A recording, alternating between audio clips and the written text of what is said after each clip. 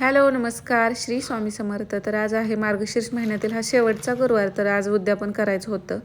तर उद्यापनासाठी मी पुरणपोळीचाच स्वयंपाक बनवला आणि स्वयंपाक मी दुपारीच चालू केलेला. अगोदर सकाळची सगळी कामं आवरून घेतली आणि मग स्वयंपाकाला घातलं होतं.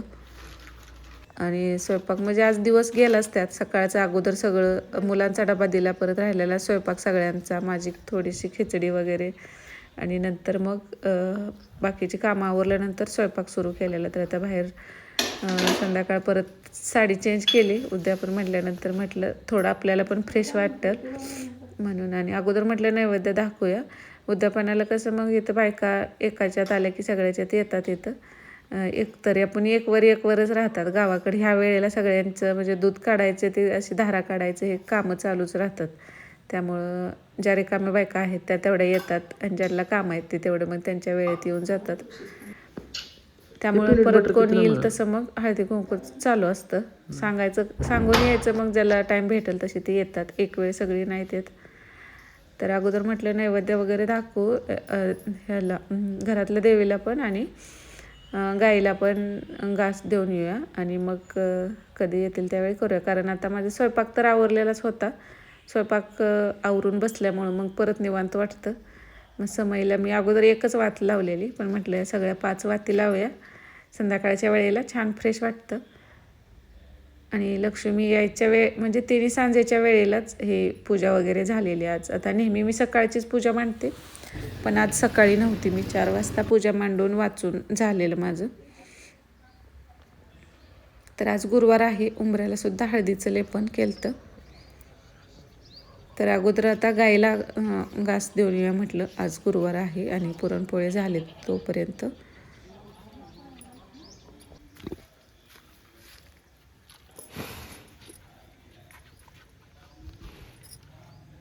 आणि मग आता ह्याची उद्यापनाची तयारी, बाकीचं मग सगळं काढून घेतलं.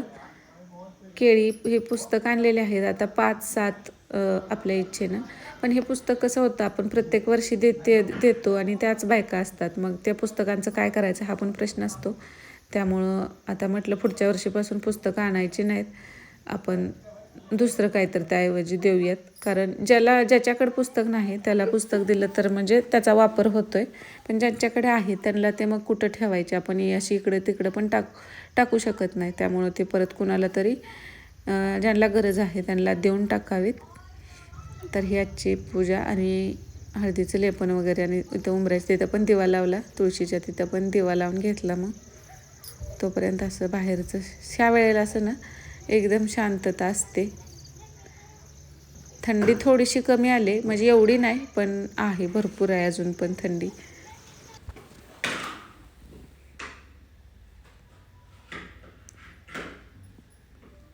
तर आरती वगैरे सगळं परत एकदा करून घेतलं. आता कथा वाचतो त्यावेळी आरती करतोच, पण नैवेद्य दाखवल्यावर सुद्धा परत एकदा केलेली आहे. आणि मग आता जशा बायका येतील तसं मग जेवढं म्हणजे असं 5च सांगतो असं नाही. आमच्या इथं जेवढ्या आहेत शेजारी आजूबाजूला तेवढ्या सांगतो. मग त्यातल्या एकवर येत राहतात, सगळ्या एकदम येत नाहीत.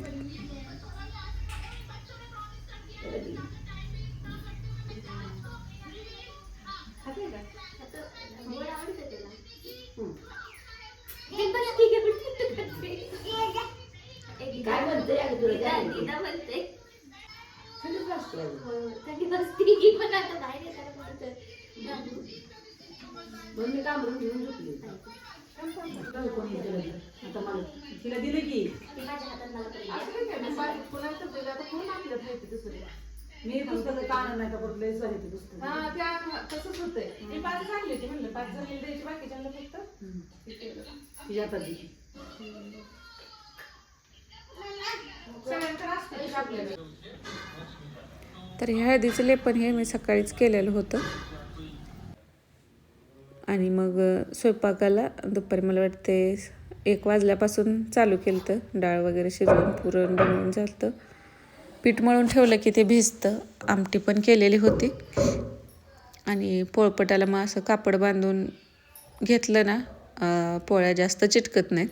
आणि पीठ असतं ना पोळ्याला आपण लावतो ते आता आपण काय तेलाच्या पोळ्या करत नाही, पिठाच्या असतात, तर ते पीठ जास्त राहू नये आणि ते कापडाला निघून जातं. मग त्यामुळे पण कापड बांधल्यावर ते 2 फायदा होतात. एक तर पोळ्याला पीठ जास्त राहत नाही, ते सगळं कापडामध्ये जातं.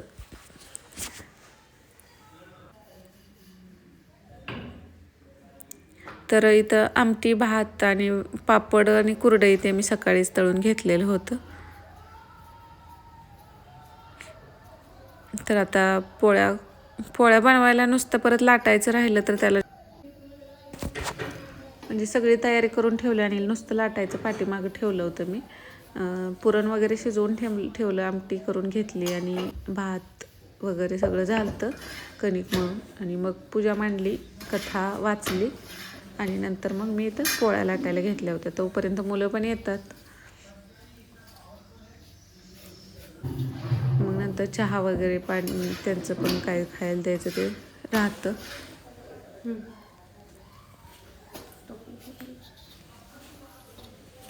तर अर्ध्या पुरणाच्याच पोळ्या इथं करायच्या होत्या आणि पुरण थोडंसं जास्तीचं जास्त नेहमीच, कारण दुसऱ्या दिवशी पण ह्या पोळ्या करायला म्हणजे आवडतात सगळ्यांना, त्यामुळं करतं डबल. आमटीला हे सगळं मसाला वाटून जे आता पाणी काढलेलं असतं येळवणी, आता आमटी पण थोडीशी जास्तच करायला लागते. आणि घरची डाळ असेल तर ना ह्याची आमटीसुद्धा छान लागते आणि पुरण छान मऊ होतं. विकतच्या डाळीचं ना तेवढा चिकटपणा येत नाही. हे बघा किती छान पुरण असं एकदम ह्याच्यासारखं होतं. आणि नंतर सगळा स्वयंपाक वगैरे झाला माझा. आणि आज मी गुरुवारी पहिल्यांदाच आज खिचडी केलेली होती. मी नाही तर शक्यतो रताळा किंवा मी वरईचा भात करते. साबुदाणा खिचडी म्हणजे हे नाही जास्त करत मी, तशी मला ती जास्त आवडत पण नाही, पण आज केलेली थोडीशी. नंतर आज सकाळीच तूप पण करून घेतलं होतं. तर हे आता थंड झाल्यानंतर असं रवाळ दिसतं, आता गरम आहे अजून. आणि नंतर आज मुलांच्या टिफिनला मेथीची भाजी होती, नंतर वांग्याची सुकी भाजी म्हणजे मिठाचं वांगं असतं तसं केलेलं होतं. तर सकाळचं जेवण ते होतं. नंतर दुपारपासून पुरणपोळ्यांचं म्हणजे मुलांचा टिफिन दिला, नंतर बाकीचं जेवण बनवलं, घरच्यांचं स्वयंपाक, नंतर सगळी कामं आवरली आणि मग पोळ्या बनवायला घेतलेलं. तर आजचा दिवस असा होता आणि झालं छान, उद्यापन सगळं करून झालं. तर आत्ता मार्गशीर्ष आणि श्रावण महिन्यात हे सगळं आपलं असं पूजापाठ असतात, त्यामुळे हे 2 महिने स्पेशल किंवा खास वाटतात.